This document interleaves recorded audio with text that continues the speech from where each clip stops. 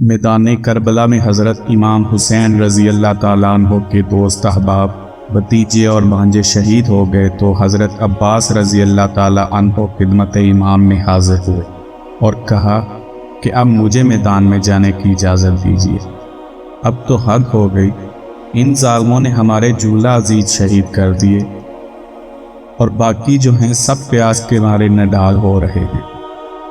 مجھ سے چھوٹے بچوں کی پیاس دیکھی نہیں جاتی، میں پانی لینے فرات پر جا رہا ہوں۔ حضرت امام حسین رضی اللہ تعالیٰ عنہ نے اپنے بھائی کو چند باتیں تعلیم فرما کر رخصت فرمایا اور آپ رضی اللہ تعالیٰ عنہ مشق لے کر فرات کی جانب روانہ ہوئے۔ فرات پر 4000 سپاہیوں کا محاصرہ تھا۔ حضرت عباس رضی اللہ تعالیٰ عنہ نے جو فرات پر قدم رکھا تو سب نے آپ کو گھیر لیا۔ آپ رضی اللہ تعالیٰ عنہ نے ان سے مخاطب ہو کر فرمایا، تم لوگ مسلمان ہو یا کافر؟ وہ بولے، ہم مسلمان ہیں۔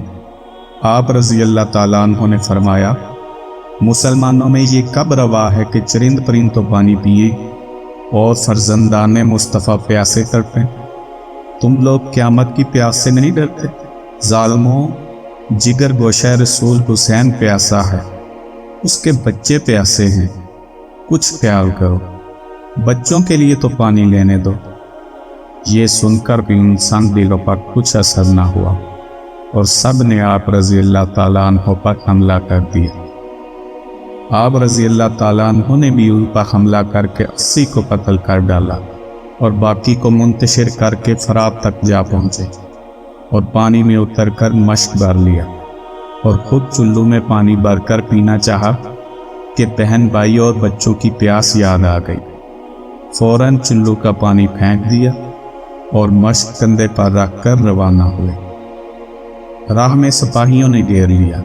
آپ رضی اللہ تعالیٰ عنہ ہر ایک سے لڑتے بھڑتے مشک پر سینہ سپر ہوئے جا رہے تھے کہ نوفل نامی ایک ظالم نے پیچھے سے آ کر ہاتھ پر تلوار اور مشک پر تیر مارا اور مشک کا پانی بہہ گیا۔ اس وقت آپ اپنی محنت اور بچوں کی پیاس پر افسوس کر کے رونے لگے۔ چونکہ زخم کاری لگ چکا تھا، گھوڑے سے گر کر بھائی کو آواز دی۔ امام رضی اللہ تعالیٰ عنہ نے ان کی آواز سن کر ایک ایسی آہ کی جس سے زمین کربلا لرز گئی، اور پھر جو آگے بڑھے تو حضرت عباس رضی اللہ تعالیٰ عنہ کو خاک و خون میں تڑپتا دیکھ کر فرمایا، اب میری پیٹھ پھوٹی۔ عباس رضی اللہ تعالیٰ عنہ نے بھائی کو دیکھا اور دارالبقاء تشریف لے گئے۔ انا للہ و انا الیہ راجعون۔ حضرت امام حسین رضی اللہ تعالیٰ عنہ ان کی لاش مبارک کو خیمہ کی طرف لائے اور فرمانے لگے، بعد عباس کے اب کون ہے غمخوار اپنا، نہ تو مونس ہے کوئی اور نہ مددگار اپنا، سوئے جنت گئے سب چھوڑ کے تنہا مجھ کو، لٹ گیا آن کے اس دشت میں گلزار اپنا، تشنہ لب راہ خدا میں ہے میرا سر حاضر، کام پورا کریں اب جلد ستمگار اپنا۔